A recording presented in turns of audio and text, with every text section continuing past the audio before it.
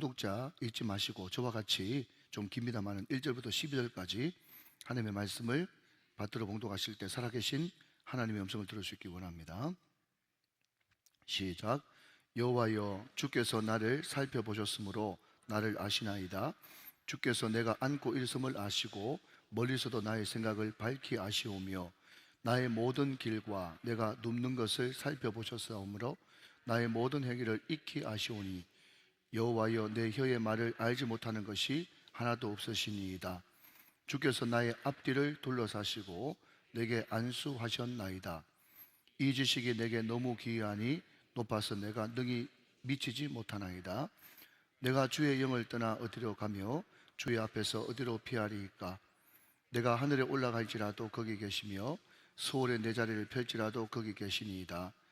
내가 새벽 날개를 치며 바다 끝에 가서 거주할지라도 거기서도 주의 손이 나를 인도하시며 주의 오른손이 나를 붙드시리이다. 내가 혹시 말하기를 흑암이 반드시 나를 덮고 나를 두른 빛은 밤이 되리라 할지라도 주에게는 흑암이 숨기지 못하며 밤이 낮과 같이 비추이나니 주에게는 흑암과 빛이 같음이니이다. 아멘. 우리 박수로 하나님 앞에 영광 돌리겠습니다. 감사합니다. 제가 고등학교 1학년 때 교회를 처음 나갔는데 제가 출석했던 제 모교회의 장로님들이 주일 낮 기도를 이렇게 하시는데요, 자주 기도 시작을 이렇게 하더라고요. 전지하신 하나님, 전능하신 하나님 아버지, 무소부재하신 하나님 아버지. 전지, 전능, 무소부재, 이런 어려운 단어를 막 써요. 그래서 저는 처음에 그게 무슨 말인가 싶었는데 교회를 조금 다니니까 좀 알겠더라고요. 전지는 다 알고 있다고 하는 그런 말이고, 전능은 almighty, 모든 것이 가능하다는 그런 말인데, 그런데 도대체 이 무소부재가 무슨 뜻이냐 한참 동안 몰랐거든요. 그런데 제가 교회에 본격적으로 발을 딛고 나서 이 무소부재, 없을 무자에 바소, 아니 불, 있을 재, 종합하면 하나님은 안 계신 곳이 없이 모든 것에 다 편만한, 어느 곳에든지 다 계시는 하나님이시다. 그것을 말씀해 주고 있다는 겁니다. 제가 방금 말씀드린 전지, 전능, 무소부재, 이 세 가지는 하나님의, 좀 어려운 말로 속성, 다른 말로 하나님의 성품, 하나님을 나타내는, 하나님을 우리에게 알려주는 대표적인 하나님의 성품 세 가지가 뭐라고요? 전지, 전능, 무소부재. 그래서 오늘 설교 제목도 전지, 전능, 무소부재하신 하나님, 이렇게 설교 제목을 잡았는데, 이 세 가지가 하나님을 대표적으로 알려주는 하나님의 성품 세 가지입니다. 그런데 전지, 전능, 무소부재라고 하는 이 단어들을 어디서 무엇을 근거로 끄집어내는가? 이 하나님의 성품을 가장 확실하게 나타내주는, 드러내주는, 명확하게 알려주는 성경 본문이 어딘가 라고 한다면 어디겠어요? 네, 벌써 눈치 빠르시고 머리 좋으신 분들은 오늘 성경 본문이 시편 139편이니까 시편 139편이라고 참 잘 말씀하셨습니다. 시편 139편을 보니까, 학자들이 보니까 여기에 하나님의 전지하심, 또 뭐라고요? 하나님의 전능하심, 또 뭐라고요? 하나님의 무소부재하심이 가장 잘 드러나 있는 성경이 시편 139편이더라. 그렇기 때문에 여러분, 시편 139편을요 시의 왕관이다, 이렇게 별명이 붙어있을 정도로 여러분 너무너무 중요한 시편이 시편 139편이 되는 것입니다. 오늘 시편 139편을 보니까 총 24절로 되어 있는데 각각 6절, 6절, 6절, 6절씩 나누어져서 1절부터 6절까지는 전지하신 하나님, 순서를 좀 바꿔서 7절부터 12절까지는 무소부재하신 하나님, 그리고 13절부터 18절까지는 전능하신 하나님, 그리고 19절부터 24절까지는 다윗의 통찰과 다윗의 소원 기도, 이렇게 네 파트로 명확하게 나눠져 있습니다. 첫 번째 파트는 뭐라고요? 전지하심. 두 번째는요 무소부재. 세 번째는요 전능. 네 번째는요 다윗의 기도. 자, 차례대로 한번 살펴보도록 하겠습니다. 여러분, 첫 번째는요 하나님의 전지하심, 다 하시는 하나님을 노래하고 있습니다. 자, 여러분, 오늘 본문 1절 한번 보시면, 오늘 본문 1절을 이렇게 시작하고 있죠. 여호와여 그랬습니다. 자, 잠시 서로 보시면요, 제가 여러 번 이야기하지만 성경의 하나님 엘로힘으로 번역된 하나님은요, 전능하신 하나님, 능력이 많으신 하나님이에요. 그런데 여호와로 시작하는 기도문은요, 전능하신 하나님도 물론 필요하지만, 그러나 능력 있는 하나님 이전에 나와 관계가 있고 친밀하신 하나님, 그를 부를 때 야훼 내지는 여호와여 이렇게 부르고 있어요. 지금 여러분 이 시편을 쓴 다윗이 하나님이 굉장히 친밀하게 가깝게 또 관계하고 싶었던 모양이죠. 그러면서 여호와여 이렇게 부르면서 하나님을 뭐라고 부른가 하면, 주께서 나를 살펴보셨기 때문에, 2절 띄워주시면, 그분이 나를 살펴보셨기 때문에 그분이 나를 아십니다, 이렇게 이야기하고 있다는 거죠. 근데 여러분 여기에 1절에 살펴본다라고 하는 이 살핀다라고 하는 말이 히브리 말로 여러분 하카르라고 하는 단어를 쓰는데요, 하카르, 살핀다라고 하는 말인데, 그런데 이 하카르, 살핀다, 살펴보셨으므로, 이 단어가 그냥 지나가듯이 훅 훑고 지나가는 것이 아니라 자세하게, 치열하게, 정확하게, 명확하게 살핀다, 이런 뜻이에요. 여러분 제 때는 그런 게 없었는데 제 후배 때 가니까 굉장히 학교 교실이 삭막해져 가지고요, 제가 교육전사 때 우리 애들한테 물어보니까 이 고3 교실에 가면 여러분 앞에 큰 칠판이 아직까지 있죠? 여보세요?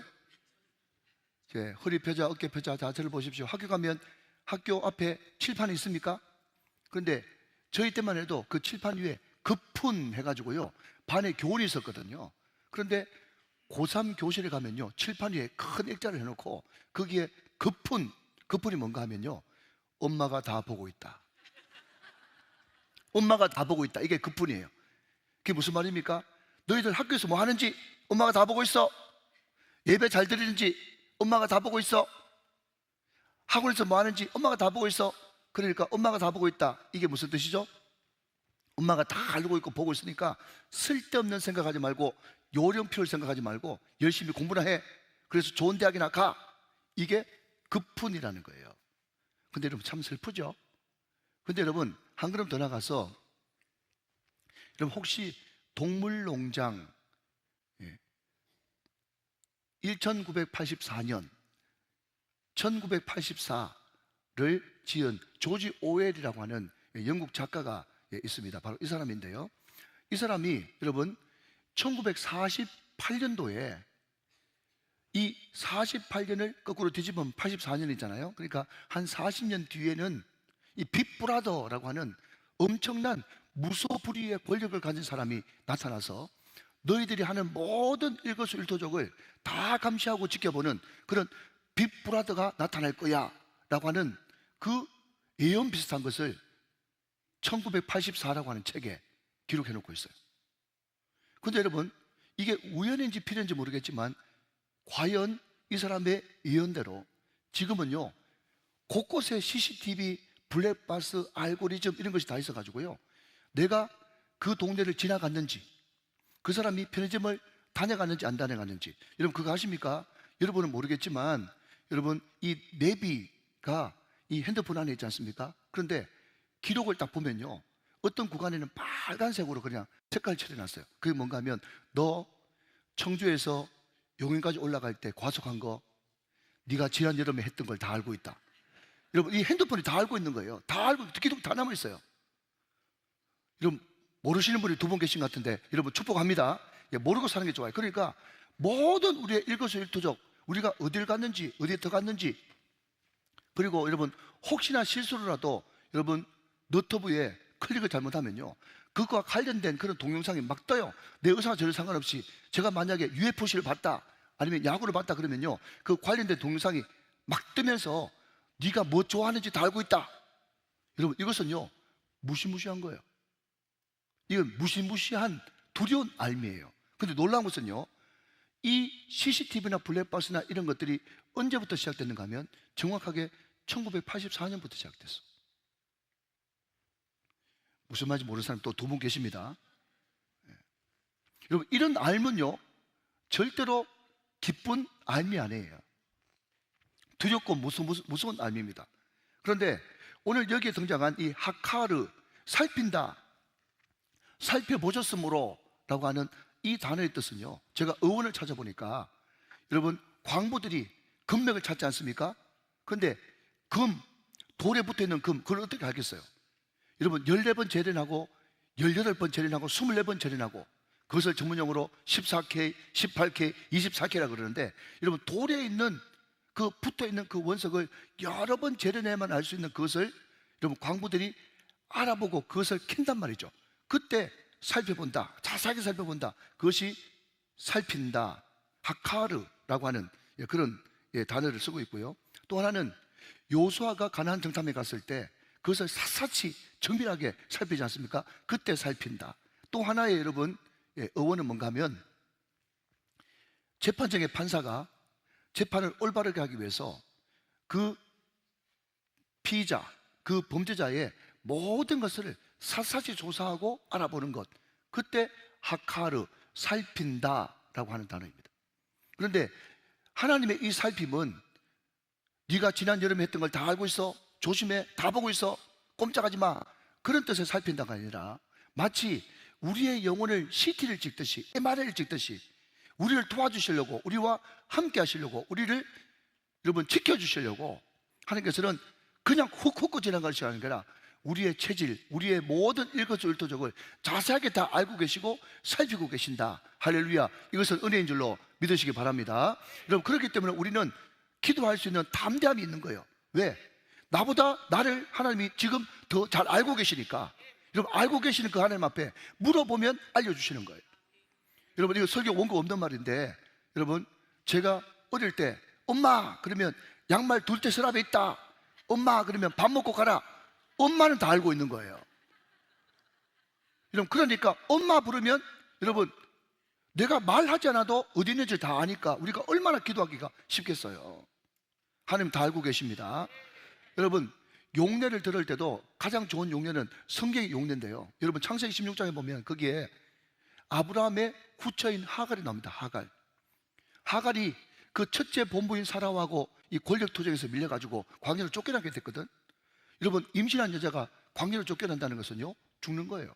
여러분, 제가 옛날에 어느 칼럼을 보니까 아주 혹독한 여러분 중동의 벌이 뭔가 하면, 여러분, 전쟁에서 진 군사들에게 군화 벗겨가지고 그냥 사막으로 광야로 쫓아내버리는 거예요. 거기에 뱀이 있죠, 거기 정갈이 있죠. 여러분, 그 사막의 모래가 얼마나 뜨겁습니까? 죽는 거거든요. 여러분, 맨발로 쫓겨난다는 것은 죽음을 의미해요. 특별히 여러분, 임신한 여자가 광야로 쫓겨난다는 것은 죽는 거예요. 근데 여러분, 하나님이 너무 감사하죠. 그 벼랑 끝에 서고 그 위기 가운데 빠져있는 하갈을 하나님이 찾아오셨습니다. 이게 은혜인 거예요. 이게 아름다우신 하나님이에요. 여러분, 지금도 마찬가지지만 고대 종교들은요, 다 인간이 하나님을 찾아갑니다. 왜? 복받고 문제 해결하려고 찾아가요. 그런데 우리 기독교만이, 성경에 있는 야훼라고 하는 신만이 여러분 사람을 찾아가시는 거예요. 사람을 찾아가시면서 하갈을 위로하시고 어떻게 하라고 방법도 가르쳐 주시고 또 물도 주시고 위로하시고 눈물 닦아주시는, 한숨을 거둬주시는 하나님. 여러분, 그 하나님을 만나고 나서 하갈이 이렇게 고백합니다. 창세기 16장 13절 14절 말씀을 앞을 같이 한번 보실까요? 같이 한번 읽어보십시다. 시작. 하갈이 자기에게 이르신 여호와의 이름을 나를 살피시는 하나님이라 하셨으니 이런 내가 어떻게 여기서 나를 살피시는 하나님을 배웠는고 함이라. 이러므로 그 샘을 부엘라 헤로이라 불렀으며 그것은 가데스와 베렛 사이에 있더라. 여러분, 굳이 이야기하지 않아도 되는 옆에 있는 지명 가데스 베렛, 이것을 이야기한 것은 뭔가 하면 이것은 지어낸 소설이 아니라 팩트다, 팩트. 그 옆에 가데스와 베렛이라고 하는 지명이 있었어. 근데 그 사이에 부엘라 헤로이라고 하는 샘이 있었는데 그 샘을 여러분 밑에 각주로 내려가 보니까 3이라고 되어 있고, 이 부엘라 헤로이가 무슨 뜻을 가지고 있는가 하니까요, 나를 살피시는 살아계신 이의 우물이다 그랬어요. 사랑하는 여러분, 하나님은 살피시는 하나님입니다. 왜 살피시느냐? 왜 주도 면밀하게 모르는 것이 없이 1.1핵이라도 놓지 않고 우리를 치열하게 살피시느냐?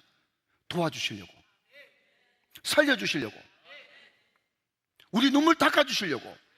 여러분, 이것이 하나님의 사랑이에요. 이것이 하나님의 아름다움이에요. 사랑하는 여러분, 이것을 아멘만 하지 말고 이 하나님이 나의 실제가 되시기를 주님의 이름으로 축원합니다. 여러분, 오늘 본문이 너무 좋기 때문에 읽어만 봐도 은혜가 되어지는 거예요. 먼저 전지 파트, 여러분 2절부터 5절까지 앞을 보시면서 같이 낭낭한 목소리로 한 번 더 읽겠습니다. 시작. 주께서 내가 앉고 일섬을 아시고 멀리서도 나의 생각을 밝히 아시고 나의 모든 길과 나의 눕는 것을 살펴보셨으므로 나의 모든 행위를 익히 아시오니 여호와여, 내 혀의 말을 알지 못하는 것이 하나도 없으니이다. 주께서 나의 앞뒤를 둘러사시고 내게 안수하셨나이다. 아멘, 아멘. 여러분 다 같이 한번 찬양해 볼까요? 아시지요, 아시지요, 아시지요, 주님 아시지요, 아시지요, 아시지요, 주님. 할렐루야. 여러분, 제가 어릴 때 교회 처음 나가지고 새벽기도 금요철날 나갔는데요, 우리 권사님들이 눈물을 뚝 돌리면서 계속 여러분 아시지요, 아시지요, 아시지요, 주님, 이 찬양 계속 부르는 거예요. 그래서 어린 제 마음속에는요, 참 현한 찬양 가사도 다 있다, 무슨 저런 찬양을 계속 1시간이고 2시간이고 불러도 되냐 생각했는데요, 여러분 정말 은혜를 아니까 하나님이 다 알고 계신다, 이게 너무너무 은혜가 되어지는 거예요. 사랑하는 여러분, 하나님은 다 알고 계십니다. 뭐 알고 계십니까? 매일처럼 주저앉고 싶을 때, 여러분 안고 일섬을 안다고 그랬는데, 안는다는 게 뭔가 하면 내가 지금 절망과 포기 상태 거기에 있다는 것을 아시는 거예요. 일어나 걸어라. 여러분, 내가 왜 지금 일어나 있습니까? 다시 한 번 더 시작해 보려고 일어나 있는 것, 그것도 주님께서 아신다는 거예요. 내가 어떤 길을 가고 있는지도 아시고, 내가 누워있는 것도 아시고, 나의 모든 행위를 익히 아시고. 여러분, 오늘 이 4절의 이 말을 원뜻으로 이야기하면 이렇습니다. 내가 무슨 말을 하려고 하는지, 말하기도 전에 내가 무슨 말을 하려는지도 알고 계시는 하나님, 이 하나님 믿으세요? 꼭 믿으시기 바랍니다. 그런데 그 하나님, 그 전지하시는 하나님이 5절 말씀을 보니까 어떻게 하신다고요? 나를 뒤에서 안아주시고 나에게 안수하셨나이다. 여러분, 안수라고 하는 것은 뭔가 하면 기름 부으심이에요. 기름 부으심. 안수라는 것은요, 어루만져 주시는 거예요. 여러분, 오늘 우리가 성령 강림주의를 지키고 있는데, 제가 방금 말씀드린 이 모든 것들을 누가 하시는 사역인가 하면 성령 하나님이 하시는 사역이에요. 우리 예수님께서 십자가에 못 박혀 돌아가시고, 여러분 하늘로 승천하시고, 자기와 똑같은 본질의 보혜사 성령, 알로스 파라클레토스, 보혜사 성령을 우리에게 주셨는데, 그분이 내 안에 계시고 내 곁에 계시고 내 옆에 계시고 내 위에 계심으로 말미암아서, 여러분 그분은 우리의 앉을 때도 도와주시고, 설 때도 도와주시고, 우리 말할 때도 도와주시고, 우리가 사람 만날 때도 도와주시고, 우리가 새롭게 시작하는 그 모든 것들도 여러분 다 하시고 도와주시는, 여러분 우리의 영원한 보혜사, 카운셀러, 조력자, 선생님, 인도자, 보호자, 그분이 성령 하나님이신 줄 믿으시기 바랍니다. 여러분, 그 하나님이 아예 여러분 마음 가운데 들어가서 사시는 자체가 복음인 것입니다. 오늘 이 하나님을 높이는 저와 여러분 다 되시기를 주님의 이름으로 축원합니다. 자, 둘째로 어떤 하나님요? 무소부재하신 하나님. 무소부재, 안 계신 곳이 없이 어디든지 계시는 하나님. 자, 여러분 오늘 8절부터 10절까지 같이 한번 보실까요? 8절에서 10절 똑같이 읽습니다. 시작. 내가 하늘에 올라갈지라도 거기 계시고 서울에 내 자리를 펼지라도 거기 계시니이다. 내가 새벽 날개를 치며 바다 끝에 가서 거주할지라도 거기서도 주의 손이 나를 인도하시며 주의 오른손이 나를 붙드십니다. 그랬어요. 자, 8절 다시 한번 보여주시면요, 여러분 지금 내가 하늘에 있어요. 자, 여러분 제가 다 공부하고 온 겁니다. 억지 적용이 아니에요. 하늘이 무슨 뜻인가 하면요, 밝음이에요. 높음이에요. 긍정이에요. 내가 밝고 모든 일이 잘 풀릴 때, 그때도 하나님은 어디 계셔요? 거기 계셨어요. 두 번째, 여러분 서울입니다. 서울. 하늘의 반대말이 서울입니다. 서울이 뭡니까? 무덤이에요. 지옥이에요. 지옥 같은 고통, 이렇게 번역할 수도 있어요. 그때도, 그 바닥 칠 때도 하나님은 어디 계셨어요? 거기. 안 계신 곳이 없이 거기 계셨단 말이죠. 자, 여러분 9절 한번 보시면요, 여러분 새벽 날개를 치며 라고 번역했는데 세번역 성경이나 이런 거 보면요, 새벽의 동쪽이에요. 동쪽. 여러분 새벽 날개가 어디부터 칩니까? 동쪽에서부터 해가 떠올라요. 희망이죠. 꿈이죠. 그런데 바다 끝이 어디입니까? 거기가 서쪽이에요. 해 지는 곳이에요. 슬픔이에요. 우울함이에요. 여러분 야심차게 해 뜨는 그곳에도 하나님이 계시고, 해 지는 우울한 서편, 해 지는 그쪽에도 하나님이 계십니다. 그리고 항상 주님은 주의 그 손으로 우리를 지켜주시고, 10절 말씀, 주의 오른손. 여러분 오른손이 뭐죠? 도와주시는 하나님의 능력이에요. 하나님의 능력이 나를 지금도 붙들고 계신다. 어디에서도요? 하늘에서도, 서울에서도, 동쪽에서도, 서쪽에서도. 그 뒤에 보면 밤에도 낮에도, 흑암도 빛도 하나님께서는 아무 상관없이 일반이고 어떤 곳이든지 안 계신 곳이 없는 분이 하나님이시다 하여 믿으시면 아멘 하시기 바랍니다. 여러분 창세기 28장에 보면요, 야곱이 잠깨어, 베델 사건이 등장합니다. 베델, 어떤 배경을 가지고 있죠? 야곱이 장자권을 차지하고 싶어가지고 아버지 속입니다. 듣고 계시죠? 형 속입니다. 그런데 형이 너무 화가 나가지고 죽이려고 그러니까 빨리 도망쳐라 해가지고, 여러분 자기 여수와는 전혀 상관없이 야곱이 도망을 칩니다.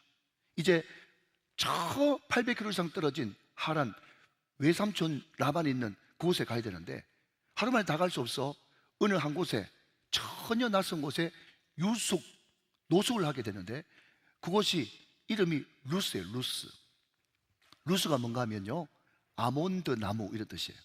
그런데 우리나라에는 아몬드가 없으니까 이 아몬드 나무하고 가장 비슷한 게 뭔가 해서 이 살구나무가 있거든요. 그래서 예레미야나 민수기에 보면 이 아몬드 나무를요 살구나무로 번역한 그런 성경도 많이 있습니다. 아무튼 여러분 생각해 보십시오.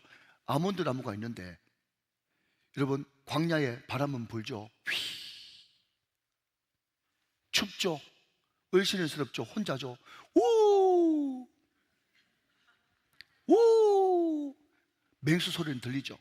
너무너무 무서운 거예요. 그런데 안 자고는 안 되니까 야곱이 그 주변에 있는 돌을 베고 잠을 자는데 하나님께서 꿈속에 나타나서 사닥다리 하나를 보여주시면서 오락내락 하면서 야곱에게 약속하는 거예요. 내가 너와 함께한다. 무서워하지 말아라. 내가 반드시 너를 이끌어서 이 땅에 다시 돌아오게 하리니 내가 이 약속을 다 지킬 때까지는 결단코 너를 떠나지 않고 너와 함께하겠다. 할렐루야. 여러분 이 하나님의 꿈을 꾸고 난 다음에 야곱이 잠에서 깨어서, 야곱이 잠 깨어 일어난 후에 여러분 첫 번째 했던 고백이 뭡니까? 하나님이 과연 여기 계시거늘 내가 알지 못하였도다. 그러면서 자기가 베던 그 돌에 기름을 붓고 이곳이 이제부터는 베델, 하나님의 집이요 하나님의 문으로다. 여러분 루스라고 하는 일반 지명이 베델, 거룩한 이름으로 바뀌는 역사적인 순간입니다. 여러분 저는 개인적으로 이런 적용을 해보는 거예요. 여러분 제가 많은 사람들을 만나봤는데 제가 만난 어떤 사람도 주일날 교회 와서 은혜 받는 것이 너무 괴롭습니다, 이런 사람은 한 명도 못 만나봤어. 가만히 계시면 어떻게 해요? 아멘 하셔야지. 여러분 주일날 교회 오는 게 너무 좋고 행복하고 주일날 교회 오는 것이 괴롭다, 이런 사람 한 명도 못 만나봤어요. 그런데 많은 사람들이 저한테 상담해 오기를, 어떤 상담을 하는가 하면, 목사님 저는 가정에만 가면 가정이 지옥이에요. 직장에만 가면 직장이 너무 힘들어요. 학교 가면 다 나를 왕따시키고 그냥 뭐 쳐다보듯이 쳐다봐요. 여러분 각자 사람들마다 어디에 가면, 어디에 속해 있으면 가장 힘든 곳이 있어요. 여러분 제가 아는 어떤 분이 상담을 하는데 자기 바로 위에 있는 상사가 자기가 예수 믿는다는 이유만으로 그렇게 조롱을 하고 뒤에서 욕을 하고 핍박을 한다는 거예요.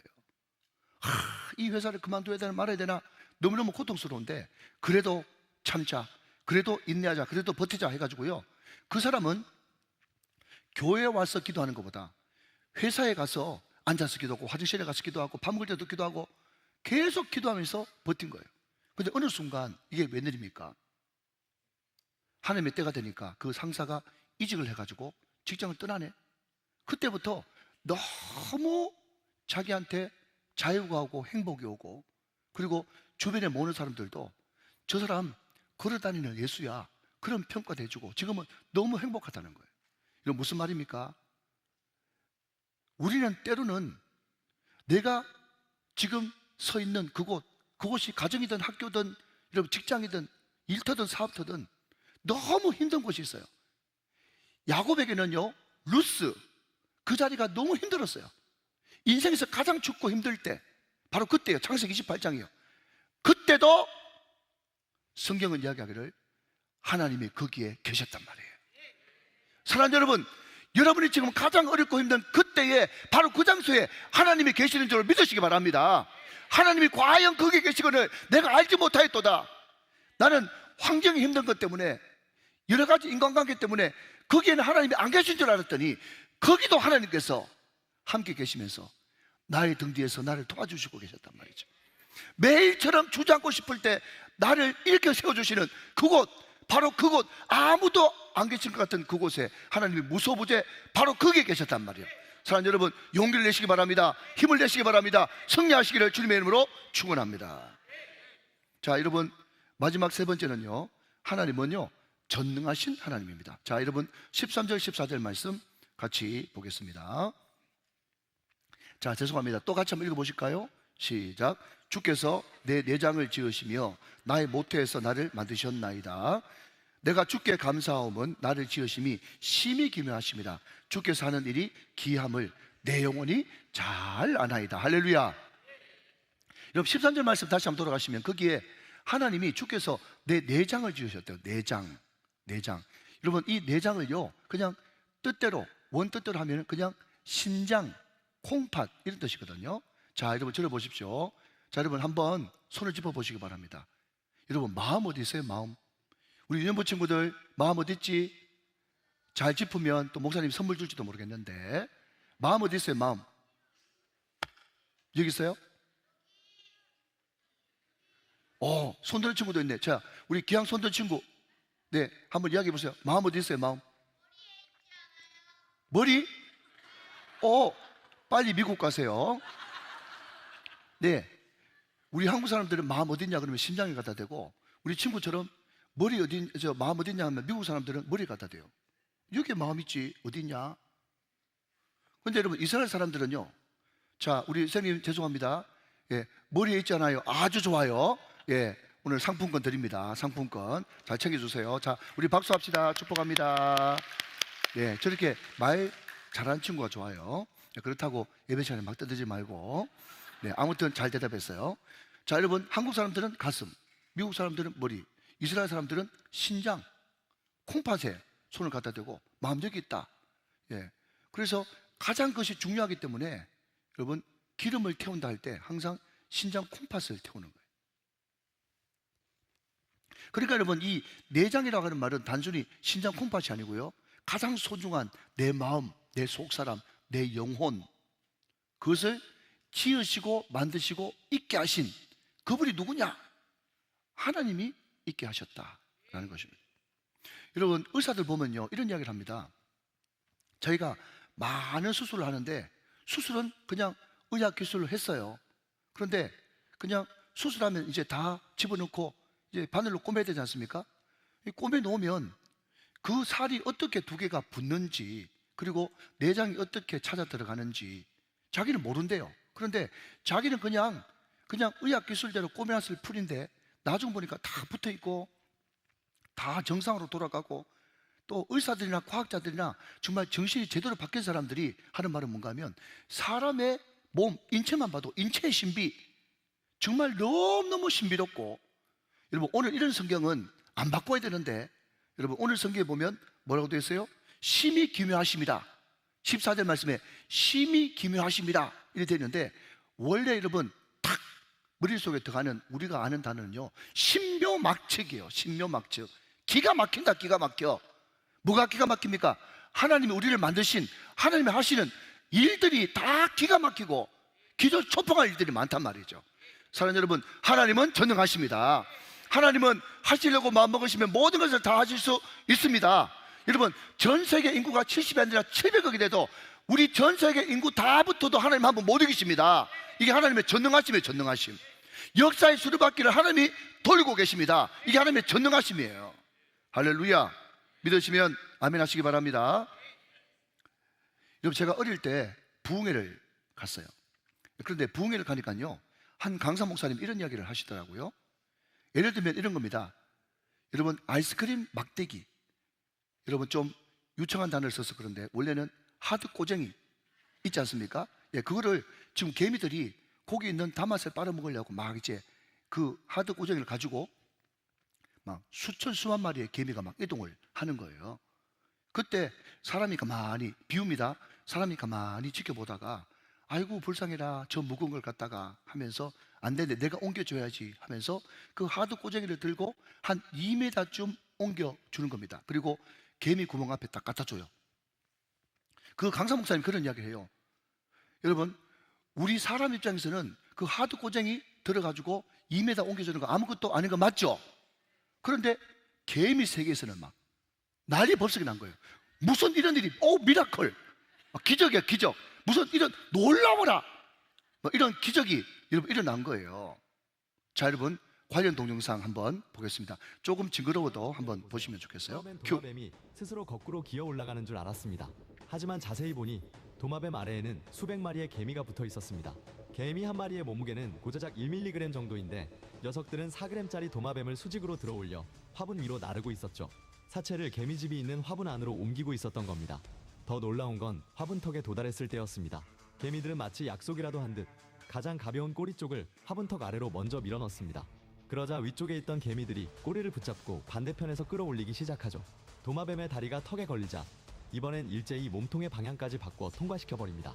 수직벽을 타고 거대한 먹이를 옮기는 극한의 도전. 개미들은 오직 무리 전체를 위해 각자가 해야 할 일을 묵묵히 해낼 뿐입니다. 혼자였다면 절대 해내지 못했을 일도 함께였기에 가능했네요. 자, 여러분 항상 저런 동영상은 비유인데요, 비유 초점을 합니다. 제가 오늘 이 동영상을 보는 것은 여러분 혼자 하는 게 아니라 함께 하는데 거기에 있지 않고, 여러분 만약에 제가 그 모습을 보면서 아이고 그 조그만 것들이 힘들게 하면서 여러분 제가 여러분 꼬쟁이를 가지고 그를 턱 해가지고 옮겨주면 얼마든지 옮길 수 있겠죠. 이해되시죠? 근데 우리는 아무것도 아니지만 개미 세계에서는 난리가 나거든. 그게 기적이에요. 여러분 하나님은 성품 자체가 전능하심, 하나님의 전능하심 가운데 존재하고 있어요. 그런데 그 전능하신 하나님이 인간 세계에 들어와서 일을 행하시는 것, 그것을 기적이라고 불러요. 기적. 자, 여러분 이제 정말 중요합니다. 그러면 우리가 항상 부르짖고 여러분 외치는 것이 간증의 주인공, 기적의 주인공, 축복의 주인공인데, 그러면 우리가 어떻게 하나님의 전능하심을 우리 인간 사회에, 특별히 내 삶 속에 끌어들일 수 있는가? 그게 문제 아니겠어요? 여러분 요한복음 2장에 보면 예수님이 이 땅에서 첫 번째 행하신 표적, 기적이 있거든요. 그게 뭐죠? 물이 포도주로 변하는 겁니다. 근데 그게 보면요 이런 말씀이 있습니다. 예수님의 어머니 마리아가 예수가 너에게 무슨 말씀을 하든지, 다시요, 무슨 말씀을 하시든지 그대로 하라. 오늘 이 말씀 잘 듣고 가시면 평생 복 받습니다. 다 눈을 뜨시고 집중하십시오. 무슨 말씀을 하시든지 그대로 하라 그랬습니다. 여러분 신앙의 선배가 저한테 조언하기를, 네가 그냥 대충 얕은 수준의 신앙생활을 하려고 그러면 내가 너와 함께한다, 내가 너를 의로운 온수를 붙든다, 내가 너에게 반드시 복을 준다, 네가 좋아하는 말에만 밑줄을 긋고 네가 정말 높은 수준의 여러분 크리스찬이 되기를 원한다면 하나님이 우리에게 일방적으로 내리시는 명령, 그게 뭐죠? 항상 기뻐하라, 쉬지 말고 기도하라, 범사에 감사하라, 이런 번에 7번씩이라도 용서하라, 때를 얻든지 못 얻든지 복음 전해라, 무슨 말씀을 하시든지 그대로 하라, 묻지도 말고 따지지도 말고 그대로 하라 라고 하는 명령형의 밑줄을 긋고, 내 인생 가운데 도무지 이해, 납득, 공감이 안 된다고 할지라도 그것을 묵묵히 순종할 때, 그때 물이 변하여 포도주가 되는 기적을 경험하게 된다는 것입니다. 할렐루야. 여러분 바로 이겁니다. 여러분 우리는 노래합니다. 뭐라고 노래하죠?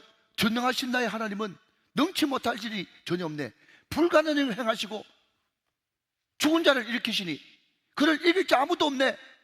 여러분 우리가 물론 노래해야 되겠지만 노래한다고 기적은 일어나지 않습니다.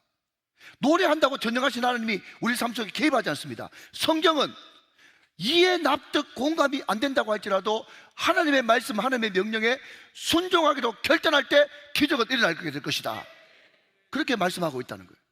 사랑하는 여러분, 오늘 저와 여러분들이 이 말씀에 묻지도 말고 따지지도 말고 순종할 수 있는, 순종함으로 기적의 준공이 되어지는 저와 여러분 다 되시기를 주님의 이름으로 축원합니다. 하나님은 언제든지 전능하신 역사를 일으킬 수 있어요. 중요한 것은 내가 순종하는가, 순종의 축복의 통로가 되는가, 그것이 문제인 것입니다. 여러분, 다윗은 하나님의 전지하심, 하나님의 무소부재, 하나님의 전능하심을 노래하고 난 다음에 마지막으로 이렇게 기도하면서 오늘 시편을 마무리하고 있어요. 자, 여러분 23절 24절 같이 보겠습니다. 하나님이여 나를 살피사 내 마음을 아시며 나를 시험하사 내 뜻을 아옵소서. 내게 무슨 악한 행위가 있나 보시고 나를 영원한 길로 인도하소서. 그럼 저는 이제 1, 2분 안에 맞춰볼까요? 자, 허리 펴고 저를 한번 봐주십시오.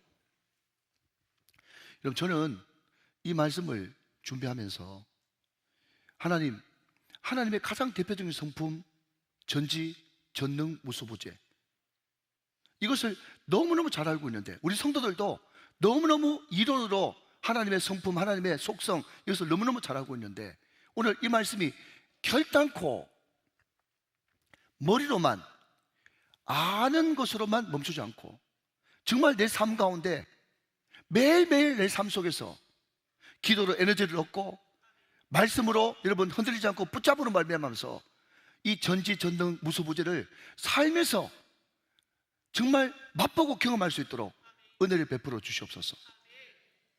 다윗은 늘 자기가 그냥 지시로 맞는 것으로 끝나는 것이 아니라 이 전지, 전능과 이 무소부재가 내 삶 속에 실질적인 삶이 될 수 있도록 하나님 살펴주시고 나를 나태와 게으름으로부터 지켜주시고 보살펴 주시옵소서 기도를 했다는 것입니다. 오늘 이 다윗의 기도가 저와 여러분의 기도가 돼서 항상 내 삶 속에서 월요일부터 토요일까지 한순간도 하나님은 다 아신다, 하나님은 지금도 살펴보고 계신다, 하나님은 전능하신 분이다, 하나님이 하시려고 마음먹으면 얼마든지 하실 수 있는 분이다, 나는 그렇기 때문에 순종할 것이다, 하나님은 내가 가장 가기 싫은 그 기도 하나님께서는 함께 계시고 하나님은 도와주신다. 오늘 이것을 나의 삶 속에서 삶으로 증명할 수 있는 저와 여러분 다 되시기를 주 예수 그리스도의 이름으로 축원합니다. 축복합니다. 축원합니다. 시작.